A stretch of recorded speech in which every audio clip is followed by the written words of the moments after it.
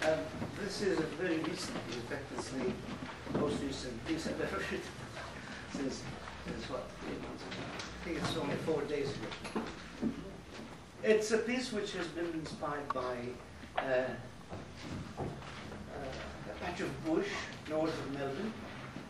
Jen and I were visiting our daughter Christina and her son, our grandson, Silva, and I have the pleasure of presenting to you. It's brand new, it's fresh, hope you like it. Mill-imsaġar fejn jagħmlu l-iskelet li Blake Epilogue Bendigo, Victoria. Mal-qija tal-art ta' flija biskutell fis-sirġa ta' nofsinhar, tħabbeb bina sabiħ bħar-raġġi ta' deb indukrati mill-poġol ta' Madonna bjonda. U fuq fom binti tal-boski Mammed b'nirien qodma li saraħ is-siġar u nugrufhom sal-qċaċet, inkisret bis-sima kburija tħoss li l-omma u l-missiera jaqsmu magħha l-ħolma ta' ħajta. U tefed dollaru ġob tiċrita f'qalbi biex tisma' l-ħoss tal-ilma jgelgel u l-qija tal-art tfexfex ma' saqajn binar wieli jixrob ix-xita.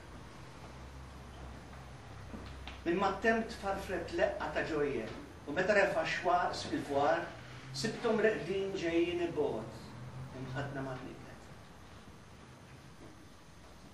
Tellajt tinda biswit il-masġar fejn jagħmlu l-iskeletri. U kebbiżt ħuġġiġa kiesħa li fija rajt il-gwerer ta' bejn il-muntanji, l-adam ta' pelvet binti tal-bosk misluħ, tal-ħolm, b'sema jikkorda l-apertura ta' għodwa ġdida u ritmu mieles ta' poezija li titlob għax-xita, għal-ġmieħ ta' sħab, għat-tisfija mit-torba u t-tafal jitfellu ma' ġisidna u għal-fejqan tal-ġrieħ il-miftuħa fuq wiċċi.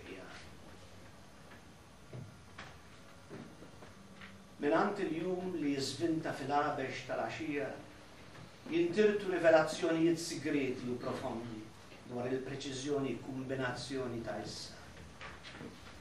U man-new ta' ħimda tal-baħrija li dal-għodu ġit poġġiet li fuq xoftejja, f'moħħi feżdaq univers mitluf ta' ħolm li mas-sugrajt noħolmu għad.